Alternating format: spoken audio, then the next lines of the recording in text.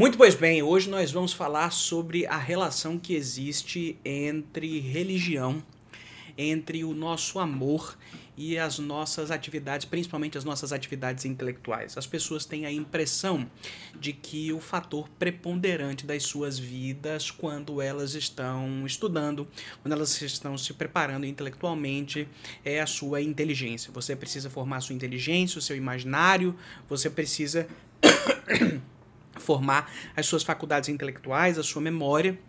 E esse é o principal aspecto que você deveria estar se preocupando, quando na realidade eu acho que isso parte daquilo que a gente poderia chamar de uma antropologia errada, uma falsa concepção daquilo que o ser humano é. E eu queria argumentar hoje com você de que a nossa principal preocupação quando a gente está desenvolvendo, na verdade, qualquer atividade da vida, não deveria ser a nossa inteligência, sim o nosso coração, porque é a partir daquilo que a gente chama de o nosso coração que todas as demais outras coisas da nossa vida vão fluir, como diz o provérbio lá em Provérbios 4:23, é do coração que saem as fontes da vida, é de lá que saem as raízes da nossa vida, todo o resto da nossa existência é moldado por aquilo que habita dentro do nosso coração.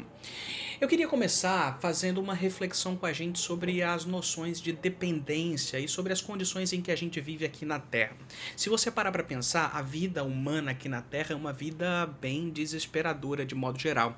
Se você já é adulto e entrou nas circunstâncias da vida adulta, você já percebeu que nós somos seres assim largamente desamparados. Há uma parcela muito vasta da vida que a gente precisa viver basicamente sozinho.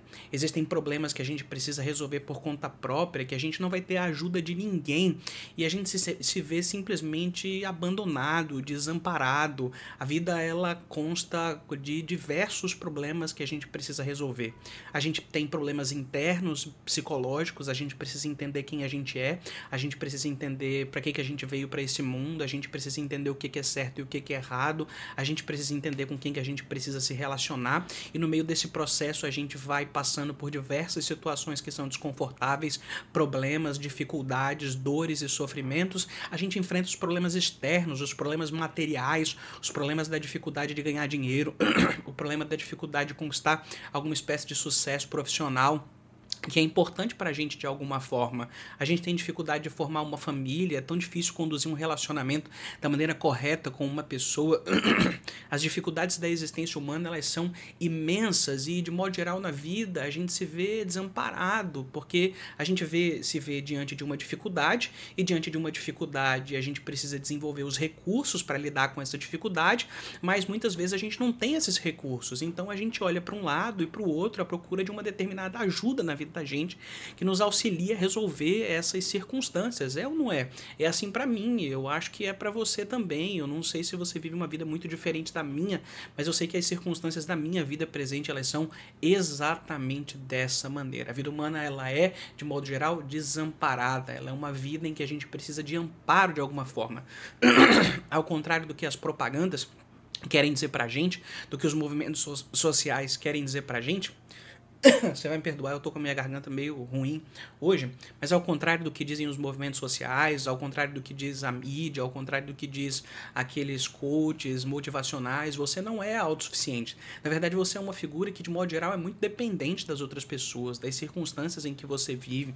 Você largamente depende de ajuda que tá do lado de fora de você. A gente não vive sozinho, a gente vive em comunidade, a gente precisa de conselhos, a gente precisa das outras pessoas, a gente sempre precisa de algo no qual a gente pode finalmente se apoiar. É ou não é verdade? E na realidade, mesmo aquelas pessoas que no fundo, que na exterioridade se sentem muito autossuficientes, que dominaram uma larga parcela da vida, se sentem em necessidade de terem uma ajuda profunda. Penso no caso, por exemplo, daquelas mulheres que conquistaram uma independência financeira muito grande e nessa independência financeira muito grande se veem muitas vezes assoberbadas por um conjunto de problemas que elas esperariam que o marido ajudasse a resolver em determinadas condições.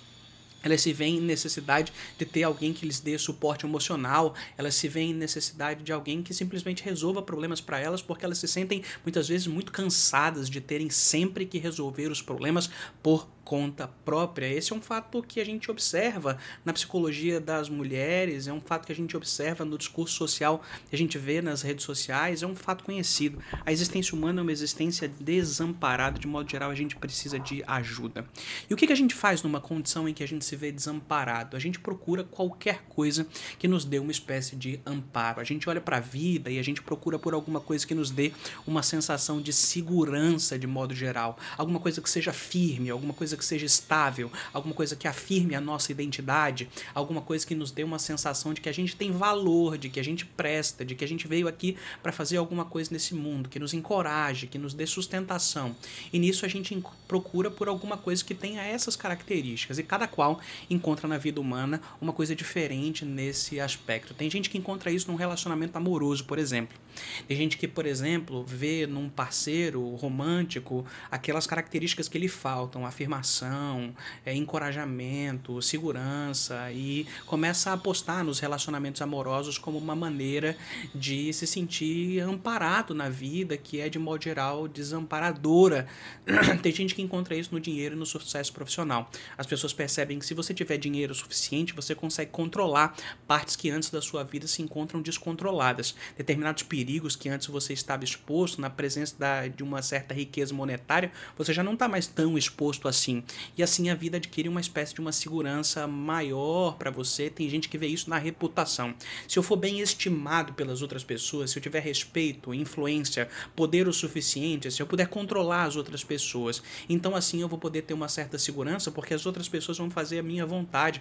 Elas vão ser conduzidas de acordo com as minhas preferências pessoais e arbitrárias, e assim eu vou poder obter uma espécie de segurança na vida. Ou seja, a gente é dependente e a gente procura alguma coisa do lado de fora da gente que sustente, que afirme, que dê segurança para a nossa existência.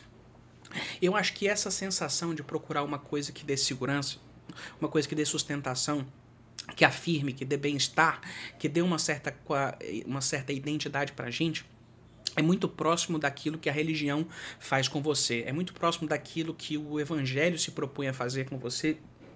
É muito próximo daquilo que as escrituras pretendem fazer com todo ser humano. O relato das escrituras é de que o ser humano perdeu a sua conexão com Deus, e como consequência disso ele perdeu uma conexão com todo o resto da sociedade. Ele perdeu uma conexão com o seu outro indivíduo, porque Adão culpou Eva pelo seu pecado. Ele perdeu uma conexão com a natureza, porque a natureza passa a ser amaldiçoada por causa do ser humano. Ele perdeu uma relação consigo mesmo, porque ele vê a sua própria nudez e tenta se cobrir envergonhado. O ser humano ele é alienado de diversas formas por conta do pecado original do mundo, e ele tenta de alguma forma reaver isso de uma maneira, e essa tentativa de reaver essas coisas que ele perdeu se dão em última instância por uma espécie de deslocamento, de alienação profunda que ele experimentou em relação a Deus. Ou é isso pelo menos que eu aprendi com o Timothy Keller, alguém que tem se transformado numa espécie de mentor espiritual para mim. Aqui eu queria fazer algumas citações que ajudam a gente a entender essa questão e ajudam a gente a se preparar para reconhecer, de fato, que os elementos religiosos da nossa vida eles são muito mais importantes do que a gente pensava antes. E a primeira citação que eu queria fazer é a citação do Paul Tillich, que é um teólogo alemão, se eu não me engano, que não é lá boa gente do ponto de vista teológico, tem os seus múltiplos e diversos problemas, mas eu acho que ele acertou em algo de verdadeiro quando ele escreveu no Dynamics of Faith o seguinte. Eu vou ler traduzindo aqui, então a tradução pode sair meio problemática aqui em alguns momentos. Veja o que ele diz lá na primeira página do livro. Ele diz assim: a fé é o estado de estar preocupado de modo último. As dinâmicas da fé são as dinâmicas das preocupações últimas do homem. O homem, como todo ser humano, está preocupado com muitas coisas, acima de tudo aquelas que condicionam a sua própria existência, como a comida e o abrigo.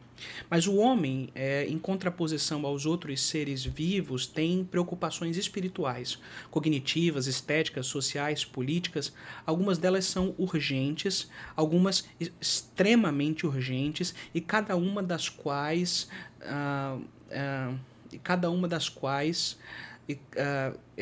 reivindica do ser humano ultimidade para a sua vida e para a vida de um grupo social.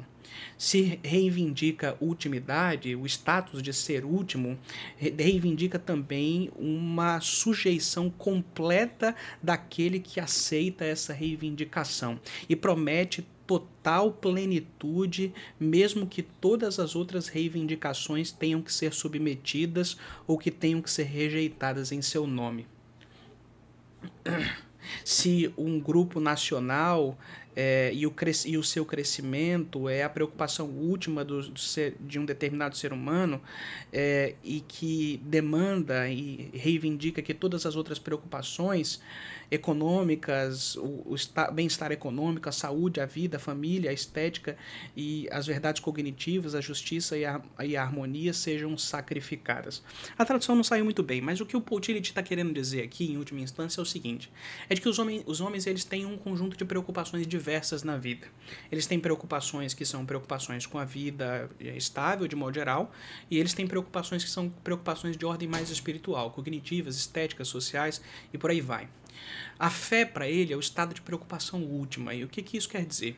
Quer dizer que a fé é aquilo que subordina todas as outras preocupações. É aquilo em função de que você está preocupado com todas as outras coisas. Por exemplo, eu me preocupo em fazer esse vídeo, mas eu me preocupo em fazer esse vídeo por causa do fato de que eu preciso conquistar clientes para as minhas aulas particulares e para os meus projetos pessoais. E eu preciso fazer isso porque eu preciso ganhar dinheiro. E eu preciso ganhar dinheiro porque eu preciso pagar as minhas contas. E eu preciso pagar as minhas contas porque eu quero ter uma família que eu quero sustentar. E eu quero ter uma família porque eu quero sustentar por causa de uma outra coisa, de uma outra coisa e de uma outra coisa. Aquilo que está no final da linha, a preocupação última, por assim dizer, é aquilo que o Paul Tillich vai chamar de fé. Aquilo que condiciona todas as demais outras coisas na vida de um ser humano é aquilo que a gente chama de fé.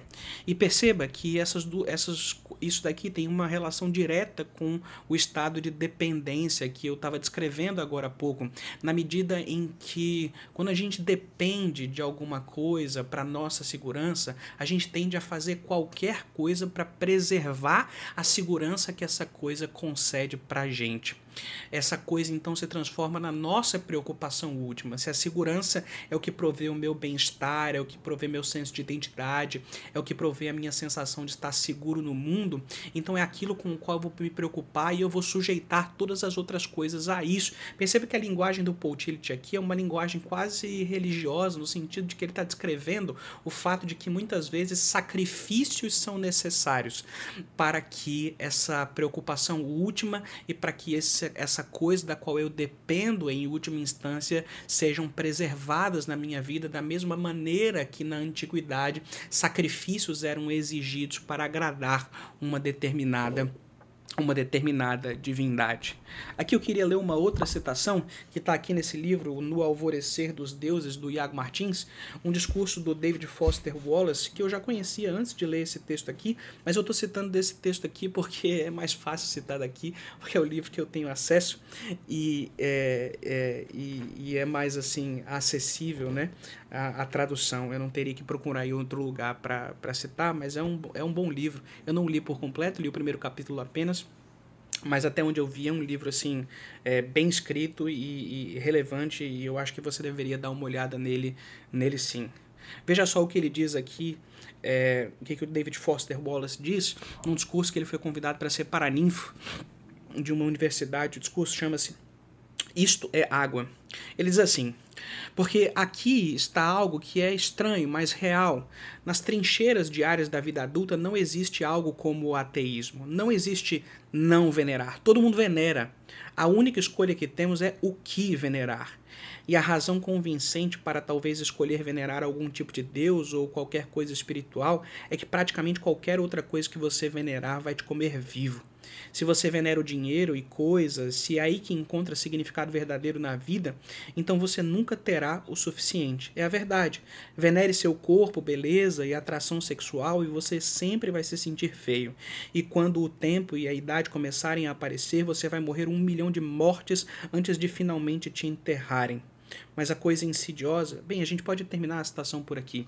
Eu acho que eu li rápido demais, mas o que eu quero dizer com isso é citar o fato de que existem determinadas coisas na vida que a gente simplesmente venera e essas coisas vão consumindo a gente, elas vão regulando a gente, elas vão delimitando o nosso comportamento, elas vão operando como coisas que são centros controladores da nossa vida de modo geral.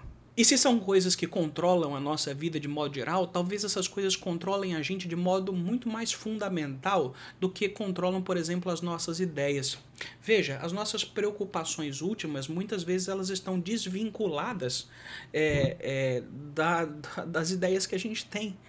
Às vezes você tem determinadas ideias, por exemplo, determinadas conclusões a respeito do mundo, que estão em descompasso com as preocupações últimas que você tem.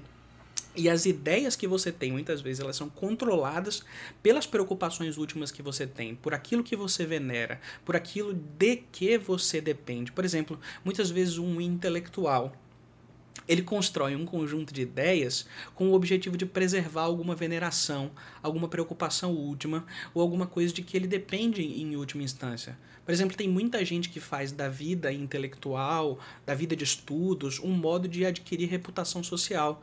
E por quê? Porque entendeu que a reputação social é um modo de fazer com que a vida de desamparo que você enfrenta seja de alguma forma mitigada, porque a respeitabilidade social virou uma preocupação última na vida dessa pessoa, porque ela venera isso de certa maneira, da mesma forma que o David Foster Wallace aqui menciona que há essa espécie de veneração. Eu estou citando aqui autores diferentes para tentar construir um argumento que de diversas formas vão montando uma imagem de uma coisa na vida da gente que não é a nossa inteligência, que por sua vez nos controla, que por sua vez dá a direção da vida da gente, né? Existem pessoas para quem, por exemplo, o dinheiro se transformou no elemento fundamental da sua vida intelectual, e fazem estudos, e fazem cursos, e fazem aulas, e escrevem livros, porque sabem que são mais vendáveis, porque sabem que vão dar mais dinheiro, porque sabem e a preocupação não se transforma na verdade, não se transforma em formar uma personalidade, em ser uma pessoa melhor, não tem nada, absolutamente nada a ver com isso, tem a ver com fazer mais dinheiro. Tem gente que faz isso para pegar mulher, ou não é verdade? Não tem aqueles intelectuais que na universidade estudam literatura feminista, porque a caloura da universidade vai chegar e vai ver, ai meu Deus, eu leio a Bell Hooks, ai meu Deus, eu leio não sei quem, e eu tô lendo lá o Fanon, e não sei o que, nossa, como ele é progressista, e nossa, como ele tem consciência de classe, e no fim das contas acaba indo pra cama com o sujeito de tal por causa disso. Isso acontece, porque talvez a preocupação intelectual, ela tá subordinada a uma coisa mais importante do que isso.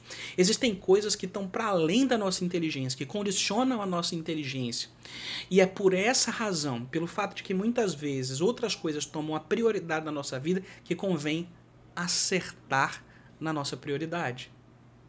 Convém, por sua vez, não é fazer um esforço, mas se ocupar do fato de que se tem alguma coisa para além da nossa inteligência que condiciona a nossa inteligência, ter consciência do que é esse elemento fundamental e de alguma forma se mover na direção de acertar o elemento fundamental é de suma importância para a gente, porque é isso que em última instância vai conduzir por debaixo, na raiz, a nossa inteligência e a nossa procura pela verdade. É por essa razão que os filósofos antigos talvez se ocupavam, antes de desenvolver competências intelectuais, de produzir uma espécie de conversão na vida da pessoa. É preciso que você mude de direção. É preciso que a tua interioridade ela seja marcada por princípios e valores diferentes. É por isso que havia uma distinção fundamental entre os sofistas e os filósofos. Porque se entendia que lá nas raízes, lá nas profundezas, havia uma diferença fundamental entre essas figuras, não é?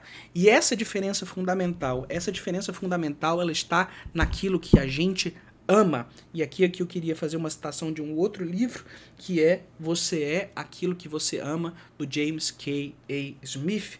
O James K. A. Smith tem uma sacada muito inteligente, muito interessante nesse livro, quando ele fala que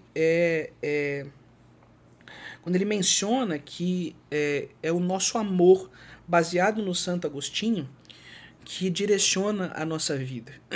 A dependência de alguma coisa, a preocupação última com alguma coisa, a veneração a alguma coisa, essas coisas são, em última instância, amor. Elas são amor em última instância. Veja o que ele diz aqui, citando o Santo Agostinho. Ele cita o Santo Agostinho aqui falando o seguinte, olha o que o Santo Agostinho fala. Um corpo abandonado ao próprio peso tende a mover-se ao seu devido lugar.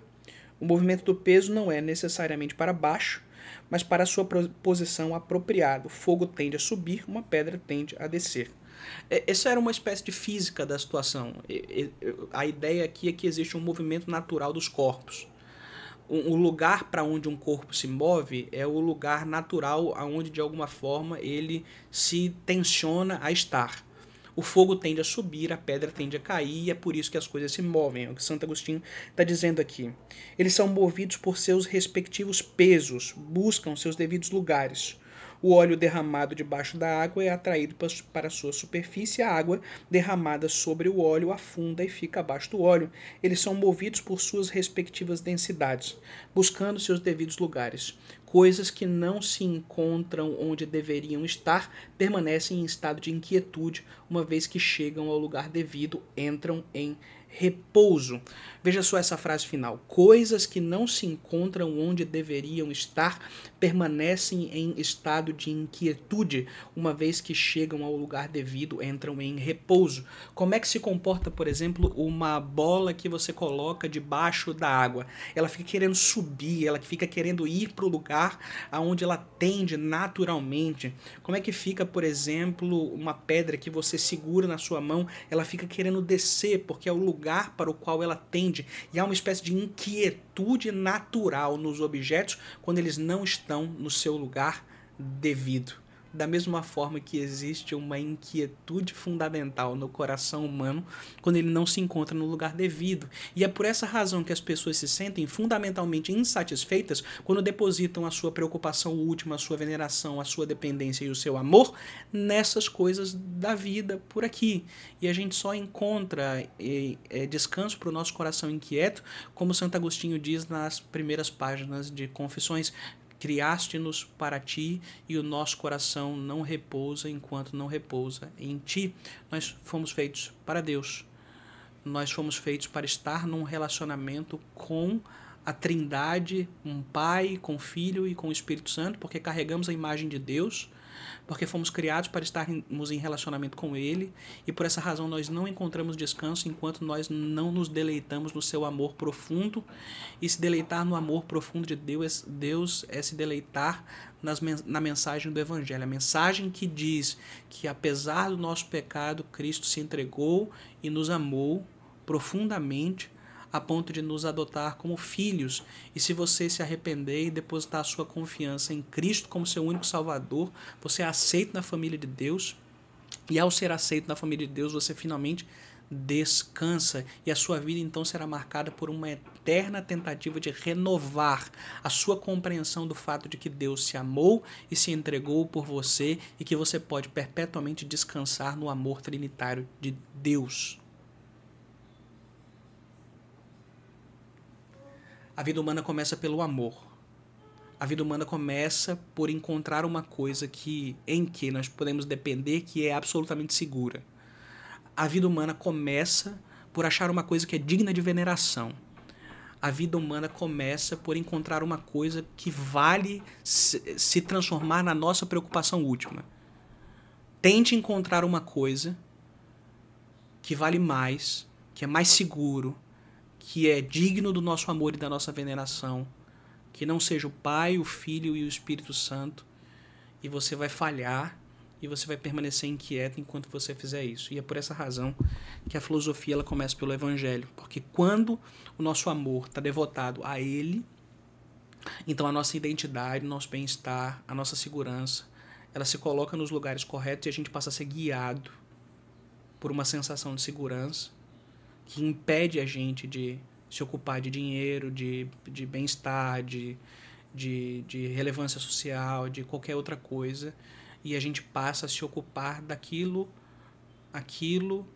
para o qual nós fomos verdadeiramente vocacionados, que é descobrir as maravilhas desse mundo que foram feitas para serem descobertas, porque Deus as criou para que a gente se deleitasse nelas intelectualmente também.